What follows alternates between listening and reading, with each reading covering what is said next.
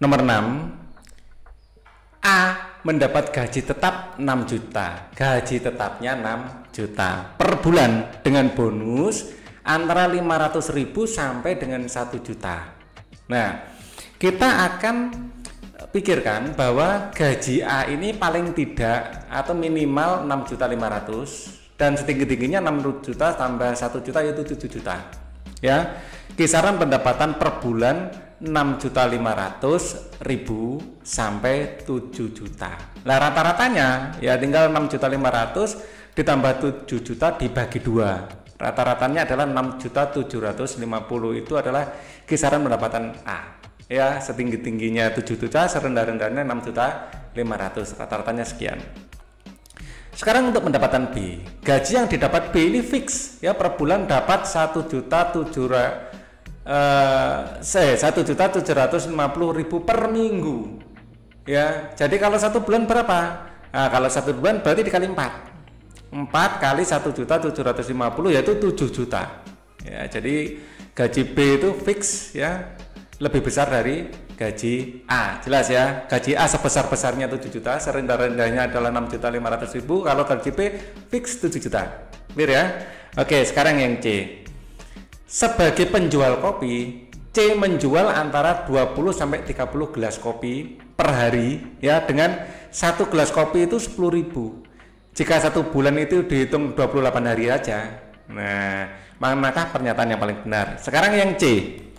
Yang C itu serendah-rendahnya adalah laku 20 cangkir ya. Per cangkirnya adalah 10.000 selama 28 hari ya, atau setinggi-tingginya adalah 30 cangkir dikali 10.000 kali 28 hari. Kisaran pendapatan C itu antara 5.600.000 sampai 8.400.000. Kalau di rata-rata 5.600.000 ditambah 8.400.000 dibagi 2 dapat 7 juta. Jadi praktis rata-rata pendapatan dari C itu sama dengan B. Walaupun C itu penjual kopi, B pegawai tetap, pendapatannya sama. Oke kan gitu. Pertanyaannya adalah ya, manakah yang paling tepat? Pendapatan C lebih rendah daripada pendapatan B. C lebih rendah. C 7 juta ya, rata-ratanya. B 7 juta sama. Pendapatan C lebih tinggi dari pendapatan A. Nah, ini ya. C rata-ratanya 7 juta, kalau A cuma 6.750.000. Ya, jelas jawabannya adalah yang B. Nomor 7. A akan melakukan perjalanan ke kota X dengan mempertimbangkan beberapa kondisi berikut. Kondisi pertama, ya. Nah, ini kita baca dulu soalnya. Manakah dari kemungkinan berikut yang memberikan waktu paling singkat, yang paling cepat ya? Kondisi pertama, kita pikirkan jika memilih jenis mobil yang tepat, waktu yang ditempuh 1/10 lebih singkat. Artinya apa? Waktu tempuhnya itu adalah 1 dikurangi 1/10 itu 0,1. Ya, lebih cepat artinya dikurangi, didiskon. Nah, seperti itu ya. 1 dikurangi 0,1 adalah 0,9 T. Itu waktu yang dibutuhkan. Yang kedua, jika memilih waktu berangkat yang tepat, waktu lebih singkat 5%. 5% itu 0,05. Caranya sama. Jadi waktu berangkat itu adalah 1 dikurangi 0,05 T yaitu 0,95 T. Oke, kemudian kondisi berikutnya, jika kondisi fisik A bugar, waktu tempuh menjadi 92% dari waktu normal. Ya langsung berarti dia 92 T waktunya. Oke, yang ketiga, jika beristirahat di perjalanan, waktu tempuh bertambah. Kalau bertambah ya ditambah 7%, ditambah 0,07 gitu ya. Jadi 1 tambah 0,07 yaitu 1,07. Yang ditanyakan waktu paling singkat. Jelas yang ada istirahatnya itu waktunya lama, nggak usah kita pikirkan. Ya, di sini mana yang ada istirahatnya? Ini ada istirahatnya, nggak usah kita analisa yang C. D ini ada istirahatnya, nggak usah kita analisa. Ya, B juga ada istirahatnya, kita cukup analisa A dan E. Ya, kita analisa yang A. Untuk yang A, ya itu kondisinya apa? Waktu keberangkatan dikali jenis mobil nanti ya. Waktu keberangkatannya adalah 0,95 ya. Waktu berangkat jenis mobilnya adalah 0,9, kalau dikalikan adalah 0,05 0,855T ya. Sekarang kita analisa yang E. Yang E adalah kondisi fisik. Kondisi fisik ini adalah 0,92 dikalikan dengan yang E, waktu keberangkatan 0,95 ya, 0,92 dikalikan 0,95 dapat 0,874. Mana yang lebih singkat? Yang lebih singkat adalah yang A, 0,855T ya. Jadi A adalah jawabannya. Nomor 8 ya.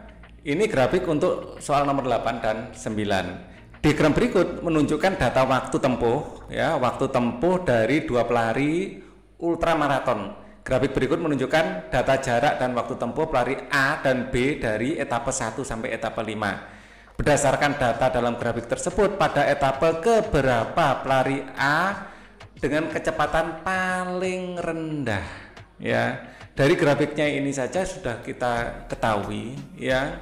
Paling rendah itu waktu yang paling tinggi. Di sini A itu waktunya paling tinggi. Ya, jelas etape keempat adalah jawabannya. Nah, tetapi kalau kita ingin menghitung secara matematis, ya, jadi tinggi ini adalah waktunya ya. Nah, kita gunakan rumus V sama dengan S per T. Ya, kecepatan adalah jarak bagi waktu. Nah, kalau kita hitung satu persatu, etape 1 jaraknya 7. Ya, jaraknya 7, waktu yang A adalah 26 ya, 2,69. Etape kedua ya, etape kedua di sini dia 8 ya, 8 dibagi, jaraknya 8 dibagi waktunya adalah 30 ya. Di sini waktu A 30 yang paling atas itu ya. Kemudian etape 3 jaraknya tetap 8 ya, waktunya adalah 35 waktunya. Dan etape keempat ya, etape keempat ini adalah ya, di sini jaraknya 8, waktunya adalah 52. 8 bagi 52 adalah 0,153. Dan etape kelima ya, jaraknya 9 dan waktunya adalah 56. Nah, paling atas itu. Jadi ada 0,160. Dan jelas ya, yang keempat itu jawabannya. Sebenarnya sudah kelihatan, nampak ya. Jaraknya di sini 8, di sini 9, tetapi waktunya yang paling tinggi. Jelas ini adalah kecepatannya paling rendah. Seperti itu ya. Ya, tapi secara matematis ya perlulah kita buktikan di pembahasan seperti ini. Oke, jawaban yang ini. Sekarang nomor 9. Berdasarkan data dalam grafik tersebut, manakah pernyataan paling tepat untuk menggambarkan situasi pelari A dan B pada etape 6. Kira-kira etape 6 itu di sini bagaimana gambarannya? Nah, kecenderungannya ya, waktu tempuh A lebih singkat. Kalau dilihat waktunya lebih lama A. Semakin besar jaraknya, yaitu etape ke sini mungkin jaraknya mungkin aja 10 ya, mungkin aja ya. Mungkin 10, tapi A ini staminanya semakin lemah ya. Waktu yang dibutuhkan semakin tinggi. Jelas waktu A lebih singkat itu tidak masuk akal. Kan gitu ya. Waktu tempuh pelari B lebih singkat. Nah, enggak juga. Ya. Kita lihat di sini semakin besar jaraknya, ya. Ini B ini semakin turun waktunya semakin besar juga. Ya, kita lihat ada kenaikan di sini B. Ya, ada kenaikan untuk B-nya juga. Artinya waktu B lebih singkat itu enggak didukung oleh data. Ya, kalau melihat lebih enak grafik daripada tabel ya. Grafiknya naik dengan bertambahnya jarak. Jadi kira-kira etape ke-6 jelas B akan lebih lama. Jadi ini juga bukan merupakan pilihan yang bagus ya. C, pelari A lebih cepat dari pelari B.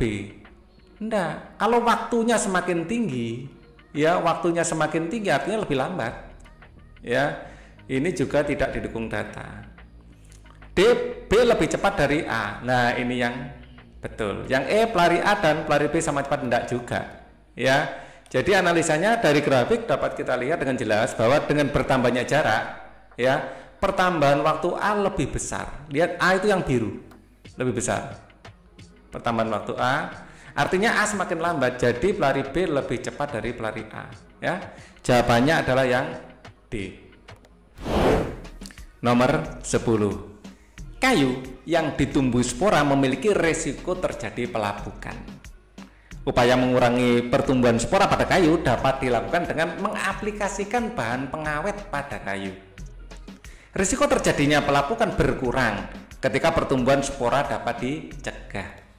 Berdasarkan informasi tersebut, manakah pernyataan berikut yang pasti benar? A.